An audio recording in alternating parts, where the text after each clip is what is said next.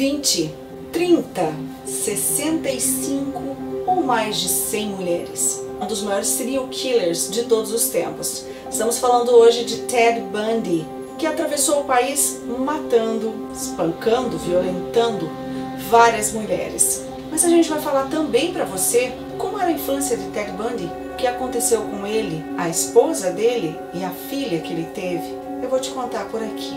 Essa é a caçada da polícia atrás de Ted Bundy.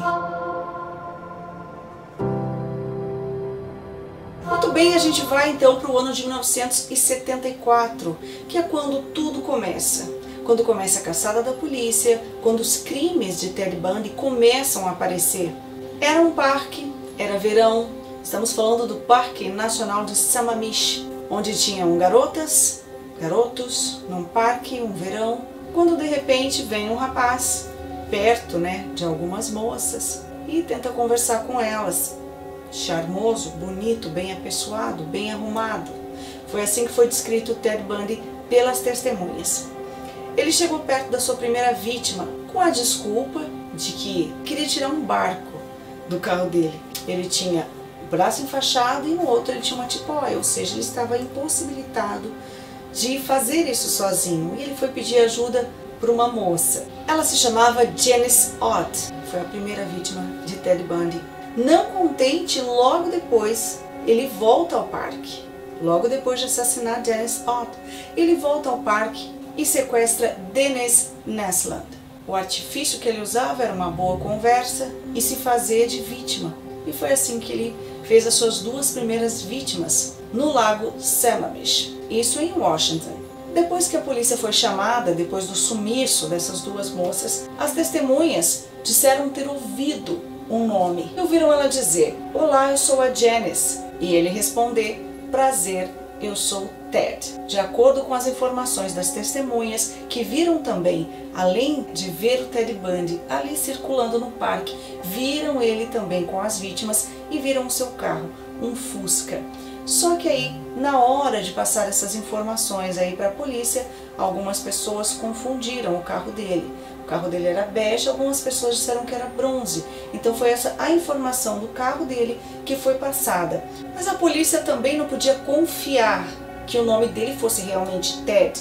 Ele poderia ter inventado um nome. Enfim, ficaram com este suposto nome e as testemunhas fizeram então um retrato falado. Então eles tinham um nome, mais ou menos a altura dele, e esse retrato falado foi espalhado então em jornais na cidade. A polícia recebeu mais de 3.500 ligações de informações sobre essa pessoa e de conhecer alguém com o nome de Ted e também ter um Fusca. Uma das amigas de Ted Bundy, Marilyn Chino, que também era amiga de Liz, e juntos eles formavam um trio com Ted Bundy. Inclusive a Liz namorou Ted aí por um bom tempo, uns bons anos, e eles tinham uma relação de trio mesmo, era uma amizade muito forte. E aí, quando saiu este nome na polícia, ela foi divulgada, o retrato falado foi divulgado. Por enquanto não era o Ted Bundy, era apenas o Ted, com esse retrato falado e um Fusca. Aí a Marilyn chegou a ligar para a polícia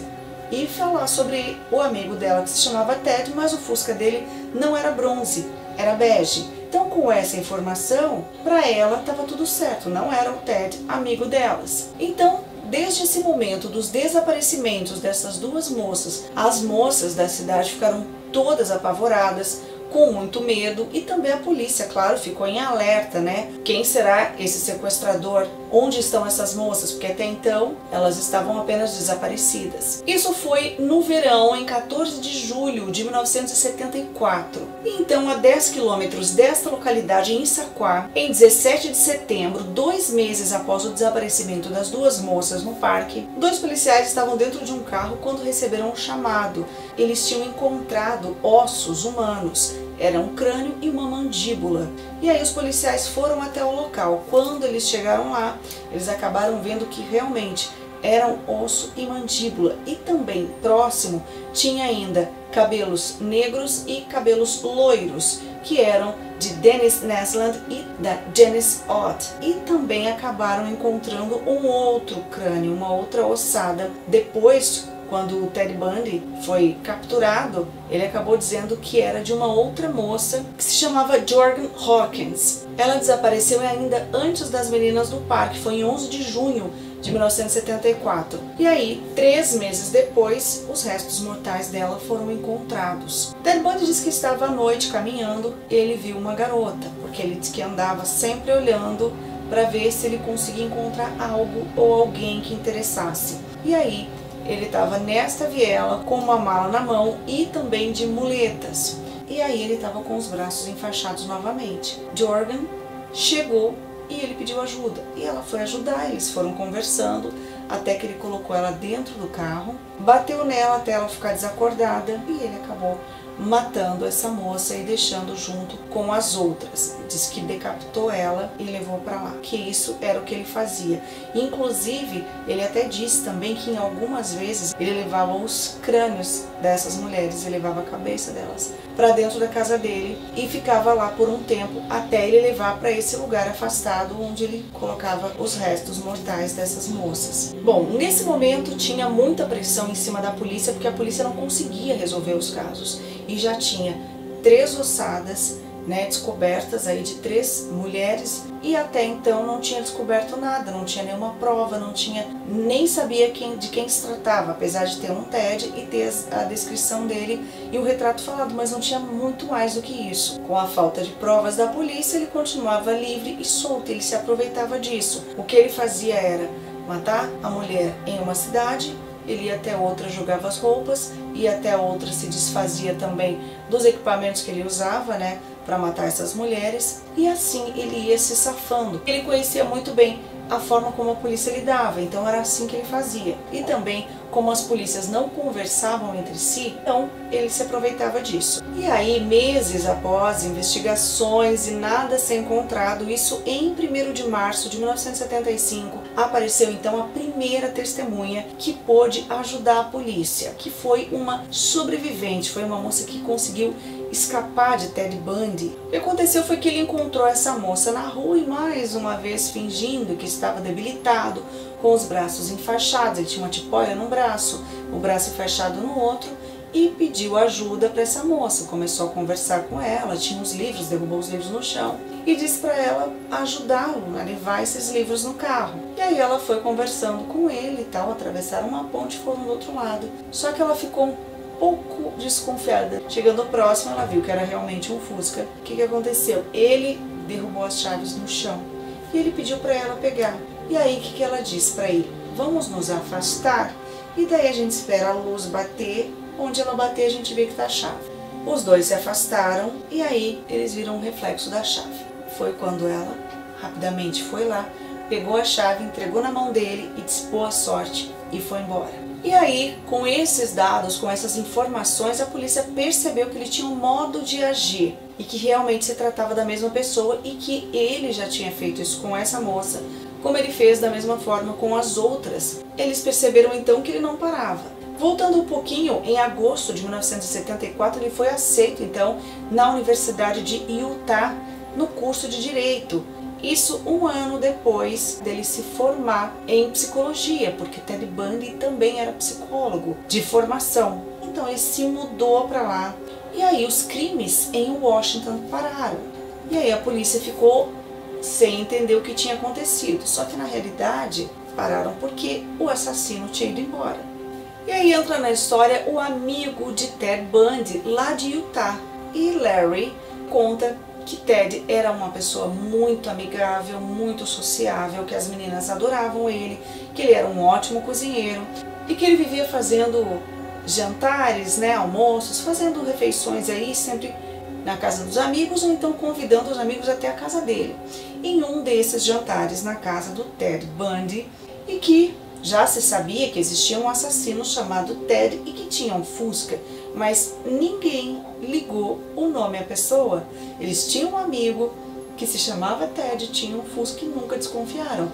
Larry disse que realmente nunca ninguém desconfiou. E inclusive neste dia, nesse jantar, eles levaram o retrato falado, que estava em todos os jornais, do assassino, do serial killer, que estava solto. Todo mundo olhou, todo mundo brincou, deu risada, mas ninguém fez associação ao Ted com aquele retrato falado. E ele disse que realmente não se parecia com o Ted. Cada um disse o que ia fazer com o assassino se pegasse o assassino, né? E aí, em que um momento ali, o Ted, né, pegou e disse assim: sabe o que eu faria se eu fosse esse cara?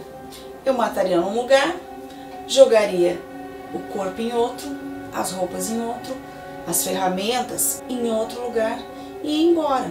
As polícias não conversam mesmo, ninguém nunca ia descobrir. Era isso que eu faria. Todo mundo começou a rir, mas ninguém desconfiou que ele estava falando dele mesmo. E aí, depois de um tempo, Larry pegou e comentou sobre esse caso, sobre esse dia. E disse que o Ted devia ter pensado assim com ele, né? Como essas pessoas são bobas, que nem prestam atenção e nem sabem que sou eu que fiz tudo isso. O Larry disse que lembra disso e que não conseguiu durante muito tempo imaginar que realmente o Ted pudesse ter feito isso. O Ted, amigo deles, fosse o mesmo Ted procurado pela polícia. Inclusive, o Larry, ele era amigo da igreja também. Ele conversava muito com o Ted sobre religião, sobre música gospel, e eles estavam tentando, né, eles, os amigos da igreja, converter o Ted, até que conseguiram. Inclusive o Larry chegou a batizar o Ted. E quando o Ted Bundy foi preso, o pessoal da igreja não acreditava em nada do que estavam acusando ele, né? Ele disse que inclusive alguém de lá da igreja fez um cartaz com todas as pessoas da igreja e o Ted no meio, como apoiando o Ted. E todos da igreja assinaram, porque ninguém acreditava que o Ted, amigo deles, fosse capaz de fazer algo tão terrível, né? Então, assim que as mortes pararam em Washington, começaram quase que imediatamente em Utah. Carol Durant está dentro de um shopping quando chega um policial ao lado dela e diz para ela que alguém tentou invadir o carro dela e pergunta se ela pode acompanhá-lo até o estacionamento. Esse policial é Ted Bundy. Ela vai até o estacionamento com ele e vê que não tem nada de errado. Aí ele pergunta se ela não quer ir na delegacia, né, na subdelegacia do shopping. E aí ela foi com ele. Chegando nessa subdelegacia, que era do lado de fora do shopping, estava tudo fechado. E aí Ted disse assim: eu acho que alguém já levou o suspeito para a delegacia. Você quer me acompanhar? Aí ela disse que nesse momento ela achou algo estranho. Aí ela pediu para ele mostrar a identificação dele. Ela disse que ele abriu a carteira e tinha um distintivo lá. Então ela acreditou, ok. E aí eles foram, né, para o carro dele. Entrou no carro, eles saíram e em algum momento mais para frente ele encostou o carro e foi para cima dela, tentando bater nela, ela tentando escapar. E acabou prendendo com algemas um braço dela e ela tentando lutar e ele não conseguiu prender o outro. E aí, como o carro estava parado, ela abriu a maçaneta e saiu do carro. Ele foi atrás dela, eles entrando em luta corporal do lado de fora. De repente veio um carro que foi a salvação da Carol, porque ela correu para a rua, parou na frente do carro, o carro parou, ela entrou no carro e eles foram embora. Só que ao mesmo tempo que ela fugiu, ela pensou, saindo daqui ele vai fazer algo pior com alguém. Depois ela comentou que se sentiu muito culpada quando ela soube do outro assassinato que ele cometeu na sequência. Ela pensou nisso, ela falou assim: por que eu consegui me livrar disso, como eu consegui me salvar e outra pessoa não? E ela disse que saindo dali ela viu que o carro dele foi em sentido a outra localidade ali, que era uma cidade muito pequena, chamada de Bountiful. Isso foi em 8 de novembro de 1974. Logo que ele saiu de lá, né, de onde ele estava no meio da rodovia, ele já foi para essa localidade. E aí ele encontrou Deborah Kent. Ela estava com os pais vendo uma apresentação na escola e aí eles pediram para ela ir até o carro e buscar o irmãozinho dela que estava em outro local. Só que ela não conseguiu nem sair do estacionamento. Ted Bundy encontrou com ela lá no estacionamento e sequestrou Deborah Kent.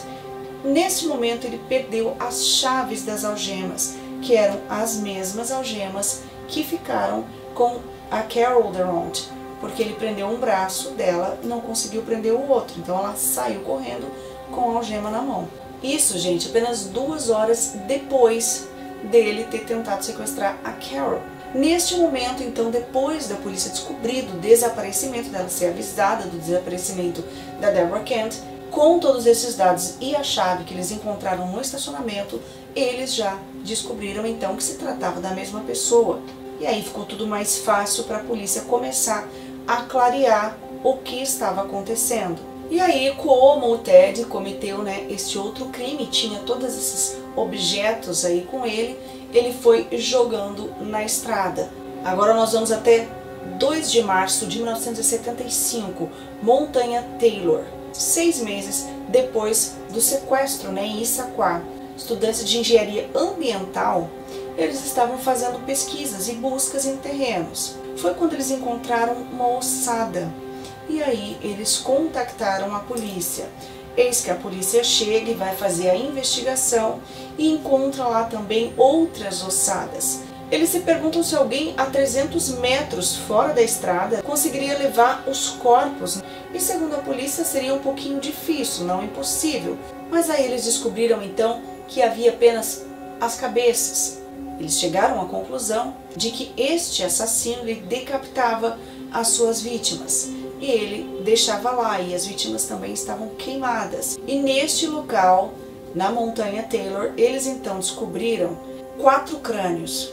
Os crânios encontrados eram de Linda Ann Healy, que desapareceu em 1º de fevereiro de 1974, de Susan Elaine Rancourt, em 17 de abril de 1974, Roberta Kathleen Parks, que desapareceu em 6 de maio de 1974, e Brenda Ball, que desapareceu em 1º de junho de 1974. Então, essa descoberta chocou toda a cidade e a polícia também ficou mais alarmada, viu que era um único suspeito, só que não conseguia encontrar.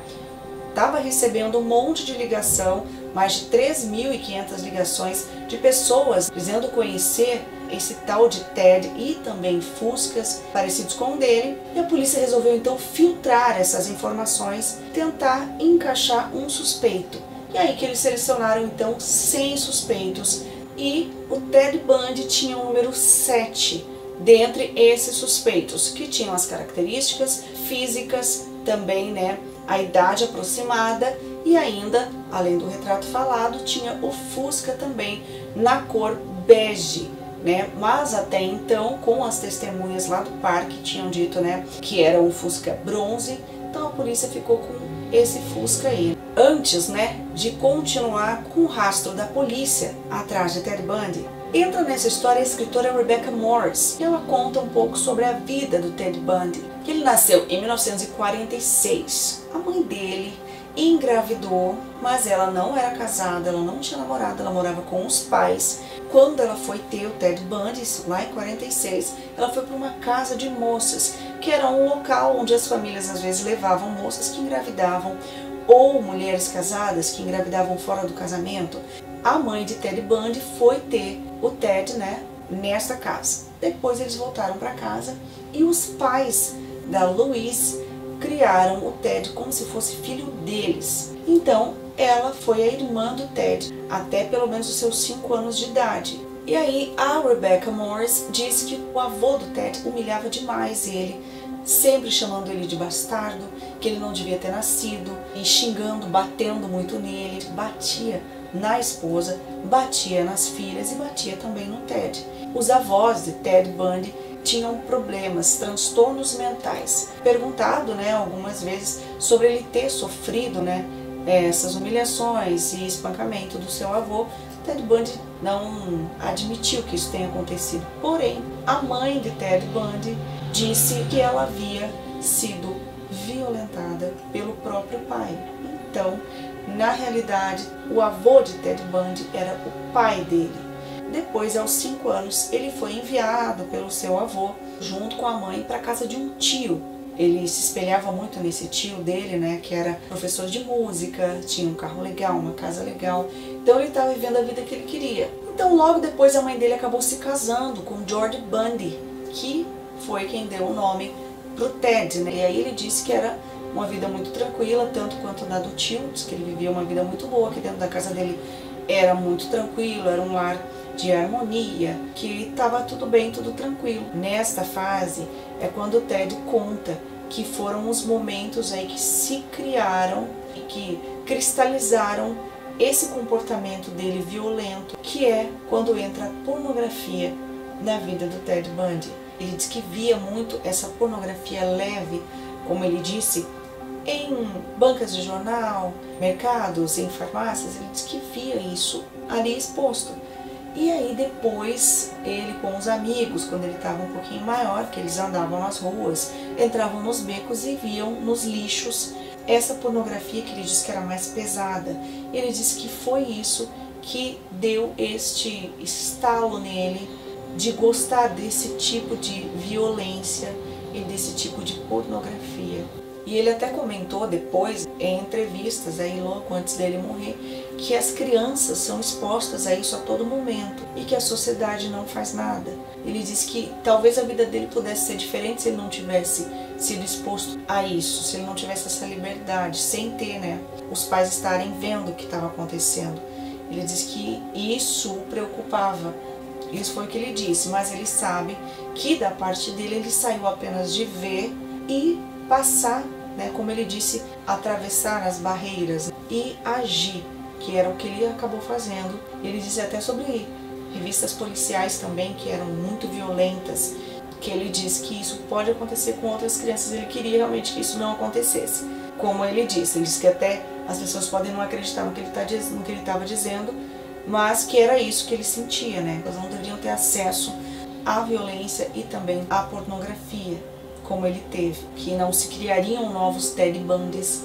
E a Sandy Holt diz que nessa época, né, de infância, ela conviveu com o Ted na infância, e ela disse que ele era muito magrinho, ele era uma criança muito magrinha, que falava, não pronunciava muito bem as palavras, que ele falava com muita dificuldade, e que ela acredita que isso seja por causa da violência que ele sofria dentro de casa. Sobre um fato aí, é que um dia ele pendurou um gato no varal e atirou fogo nesse gato. E até o Ted Bundy comenta também, diz que antes dos assassinatos ele já tinha esse comportamento, roubava, ele já tinha comportamento de agressões, né? Gostava de pegar crianças menores e levar atrás de arbustos e mandava as crianças tirarem as roupas. Só se ouviam os gritos. E aí então, em Salt Lake City, Utah, em 16 de agosto de 1975, o policial estava nas ruas e viu um carro passando sem parar nas placas. De par ele não parava, ele passava direto. E aí ele foi atrás para ver quem era essa pessoa. Ele parou o carro, era o Ted Bundy, mas ele ainda não sabia de quem se tratava.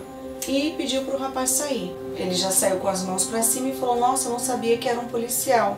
E aí ele foi preso. Ele acabou preso por tentar se evadir do local, por estar em alta velocidade. E o policial também pensou que ele estivesse roubando aquele carro, que ele fosse um ladrão de carros. Ele estava todo de preto, o policial já suspeitou. E aí a polícia, olhando lá dentro do carro do Ted Bundy, encontrou cordas, encontrou touca de esqui, né, que tem os olhos furados, que muitos usam para roubo, furador de gelo, e encontrou também algemas. E foi aí que a polícia ficou em alerta, porque lembrou-se do caso da Carol Durant, que tinha ficado com as algemas, e da outra moça também, a Deborah Kent, que foi sequestrada no estacionamento e foi onde ele perdeu as chaves das algemas.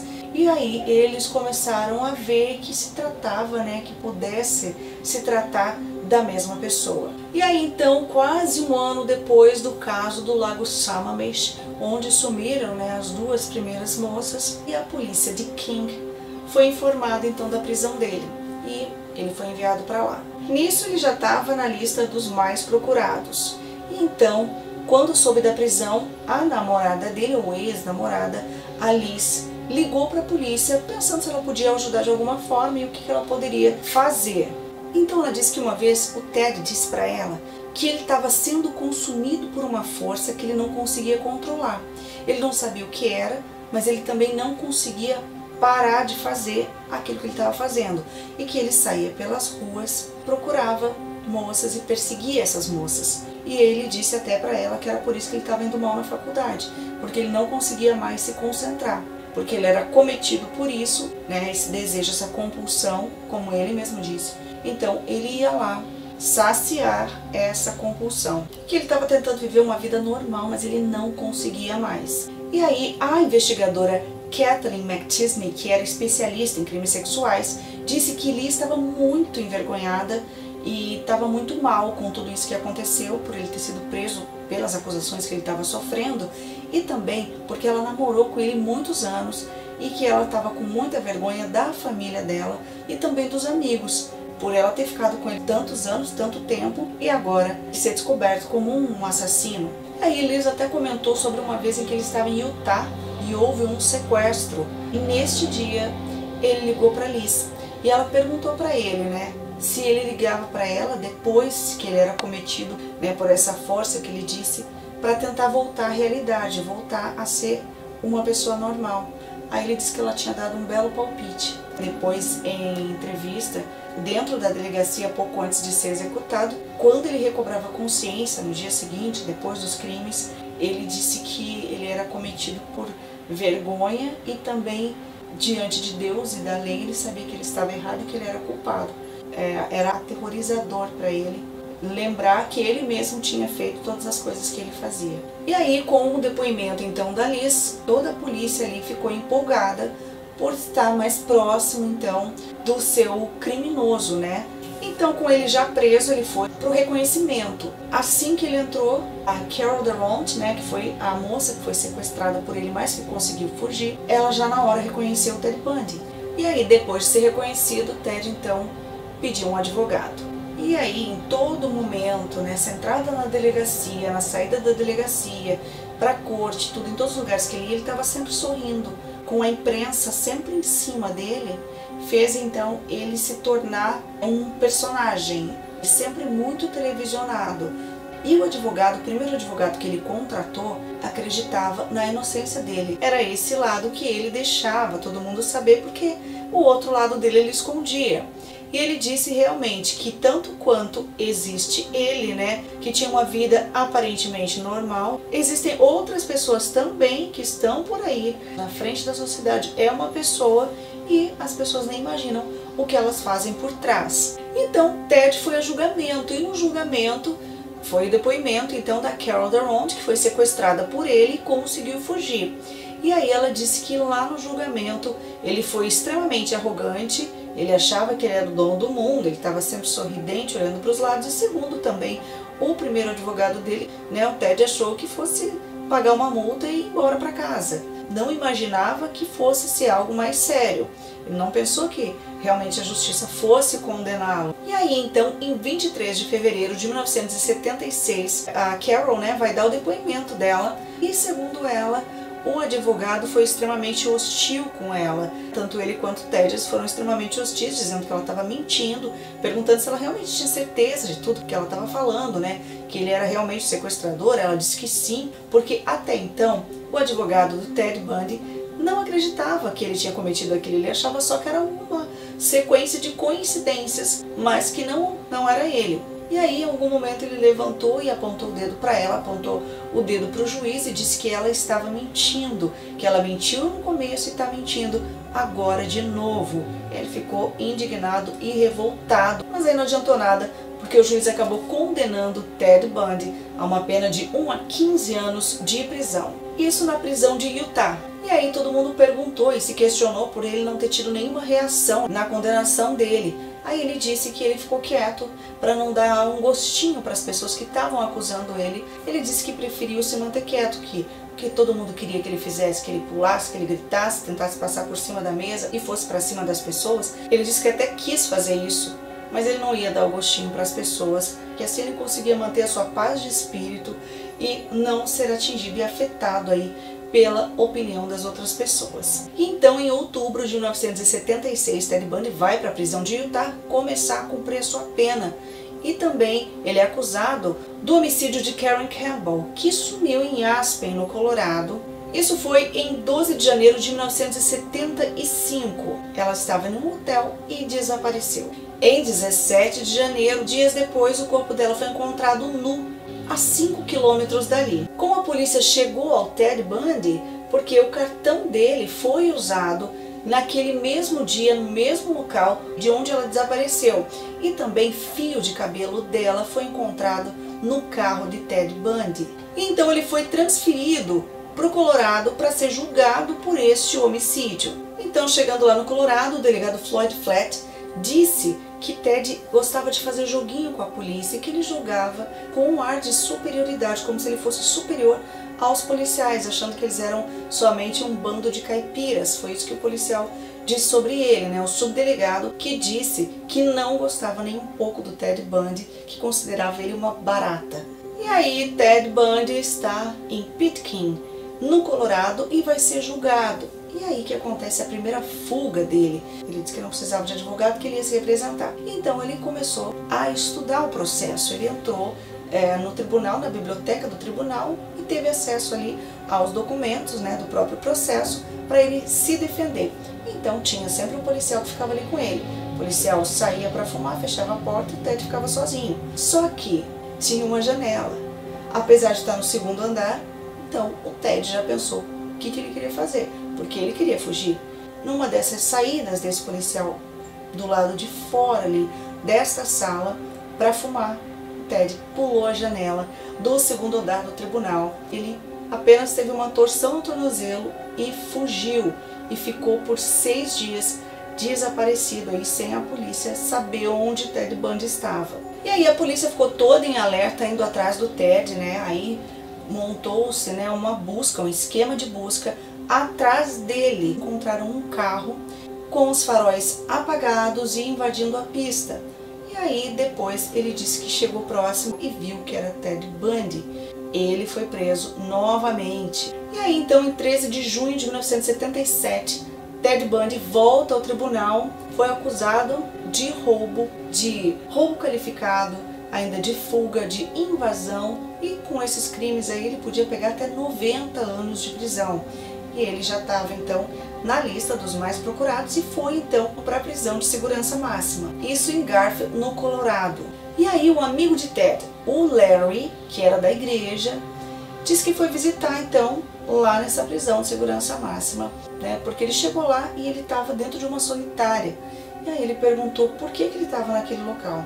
Aí ele disse que tinha sido mandado para lá porque ele foi pego com documentos falsos dentro da cadeia. Foram presos que conseguiram para ele. E aí, em um momento, ele deu uma puxadinha de canto, mostrou para o Larry uma saída diária. E ele disse assim, ó, se eu emagrecer uns quilinhos, eu posso passar por ali e consigo fugir. E o Larry achou que tudo aquilo era uma loucura do Ted, né? Foi embora e não avisou os guardas, não comentou com ninguém porque ele achou que fosse um devaneio. Mas aí Larry disse que se arrependeu depois. Aí a gente tem a segunda fuga do Ted Bundy. Isso foi em 31 de dezembro de 1977, quando Ted Bundy novamente fugiu da prisão, dessa vez da prisão aí de segurança máxima. Ele emagreceu bastante para poder passar por uma saída, como ele tinha mostrado da saída de ar, mas ele saiu pela saída da luminária. E ele conseguiu com outros presos uma serra, cerrou a saída e passou por dentro. Era um espaço de 30 por 30 centímetros e o Ted foi se arrastando e conseguiu fugir. Ele caiu numa sala onde os policiais, os guardas se trocavam, e aí ele pegou uma roupa e saiu pela porta da frente. Aí o Ted Bundy fugiu mais uma vez. E aí o Larry se lembrou de quando o Ted mostrou para ele dentro da cela a saída de ar e disse que sairia por ali e fugiria. E aí o Larry lembrou disso e pensou por que ele não avisou os guardas, porque ele poderia ter evitado muita coisa. E aí, segundo, né, a investigadora de crimes sexuais, a Kathleen McChesney, ela disse que com esse tempo que o Ted ficou preso, a raiva que ele sairia dali ia ser muito maior e ia praticar crimes cada vez mais violentos. A investigadora McChesney disse que não tinha muita tecnologia, então eles não tinham muito o que fazer para encontrar o Ted, né? Então eles estavam esperando algo acontecer que chegasse até eles, investigar algo que trouxesse realmente eles próximos do Ted. E aí o Ted sempre observava muito antes de agir, né? Ele observava o local e ele viu que próximo ali de onde ele estava, esse local que essas moças moravam, que era uma fraternidade. Ele ficou observando, era Chi Omega, que era onde tinha a Kathy Rubin. E lá também morava a Margaret Bowman e a Alicia Levy. E foi em 14 de janeiro de 78. E foi então que uma noite Ted entrou no quarto da Kathy e ela estava lá deitada. Ele já atacou ela E quando, né, a sua colega de quarto acordou, ele foi lá e atacou a sua colega de quarto. E aí ele foi passando por onde ele encontrava, ele entrava nos quartos, ele batia, ele esfaqueava e ele acabou matando então nesta noite de horror 2 moças, acabou violentando uma também e só não fez mais, né, não matou mais e não machucou mais moças porque ele não teve tempo, ele acabou indo embora. E aí, quando a polícia chegou ao local, que viu a situação que estava, eles já imaginaram que fosse o Ted Bundy e eles estavam, então, à caça de Ted Bundy. Dessa vez, o Ted Bundy estava incontrolável pela cena que eles encontraram no crime. Cerca de 25 dias depois, em Lake City, em 9 de fevereiro, houve o desaparecimento de Kimberly Leach, de apenas 12 anos. Ele geralmente matava mulheres, mas dessa vez ele acabou sequestrando essa menina de apenas 12 anos, que foi no pátio da escola. Causou muita revolta em toda a população. E aí agora, como o fato tinha mudado um pouco, né, de moças, ele acabou sequestrando uma criança, eles estavam perguntando se era realmente a mesma pessoa. E aí então, em 15 de fevereiro de 1978, o Ted Bundy foi preso então novamente ali nas redondezas da T-Ômega. Ele estava dirigindo um carro roubado e a polícia queria saber se existia alguma conexão aí dele com os outros crimes. Agora, Ted Bundy já estava na lista dos mais procurados pelo FBI. E a polícia, nesse momento, já sabia que ele era a pessoa, né, procurada pela polícia, mas não tinha provas suficientes para colocar então Ted Bundy na cena do crime. Até que eles lembraram que algumas moças tinham mordidas. O que a polícia fez? Levou então Ted Bundy para um consultório e um dentista forense, tirar um molde, né, da arcada dentária para comparar com as mordidas nas moças. Ele ficou desesperado a hora que ele chegou lá, começou a gritar, até que ele não teve saída, ele teve que ficar quieto. Aí o médico foi lá e foi colocar o molde nele e falou: "Você não vai me morder não, né?" Aí ele disse: "Não, eu não sou uma pessoa violenta." E aí todo mundo riu pela ironia, né? E aí tiraram a arcada dele. E foi essa arcada que colocou então Ted Bundy na cena do crime, podendo ser acusado então de homicídio. Porque na hora, né, do julgamento dele, o médico forense foi lá e disse que as medidas, né, da arcada dele batiam exatamente com as mordidas no corpo, né, das moças.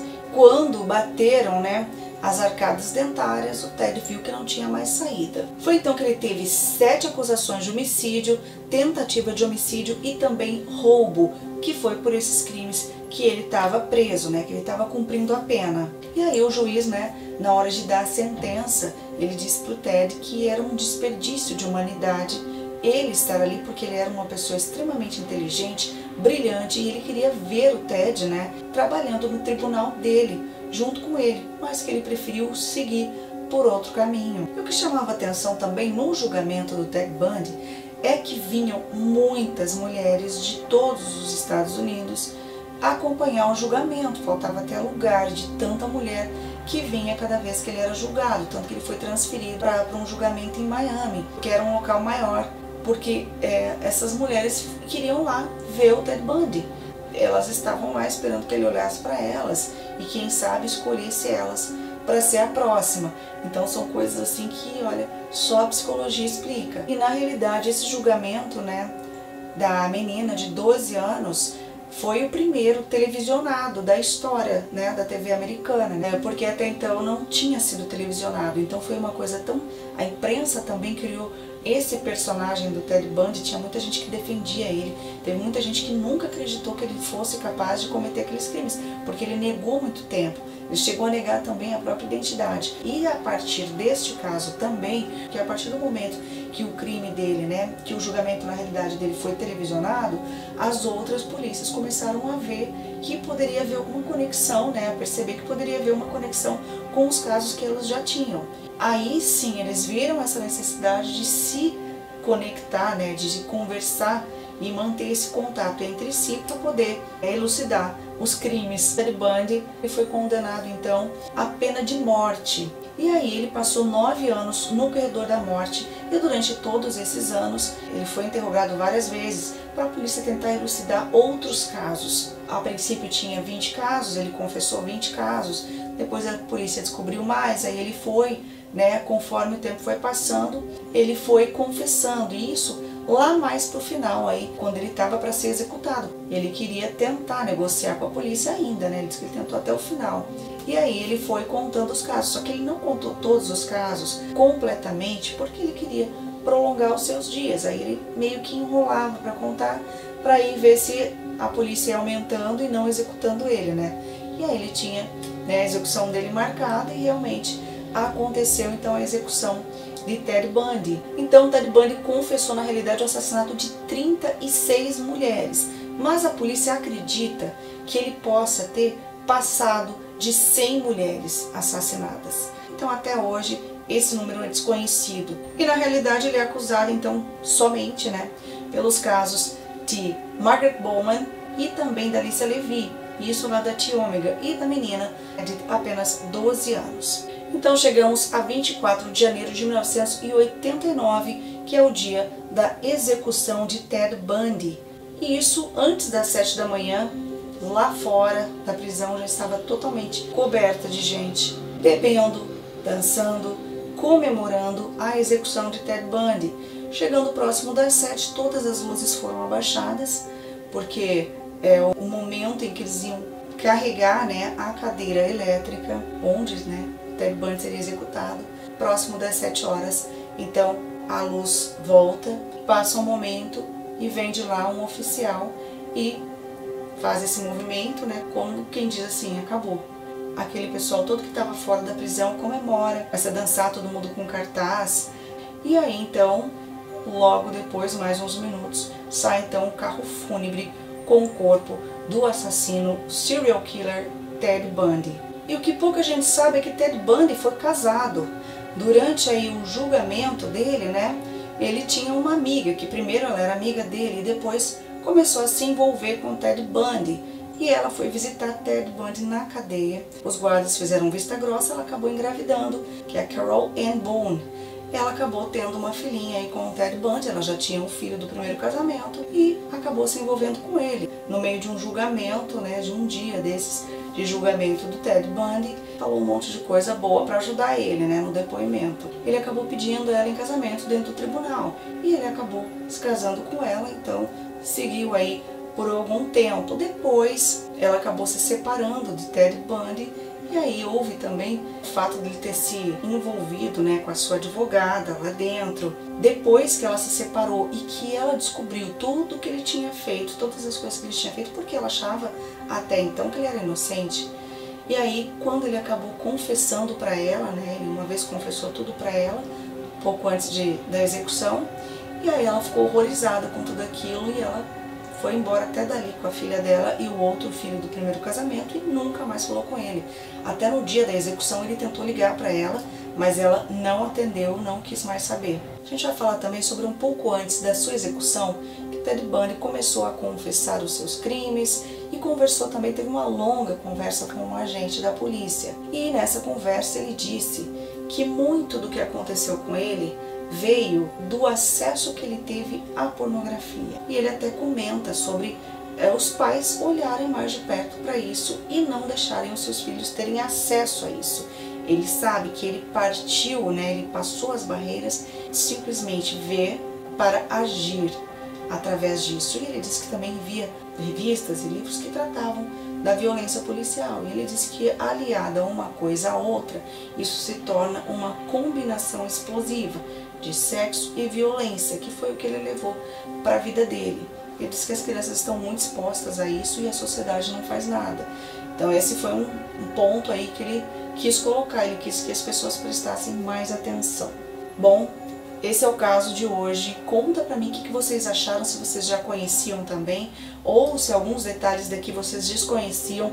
Me conta nos comentários, tá? E também se inscreve no canal se você gosta desse tipo de conteúdo, curte, comenta, compartilha. E a gente se encontra no próximo caso.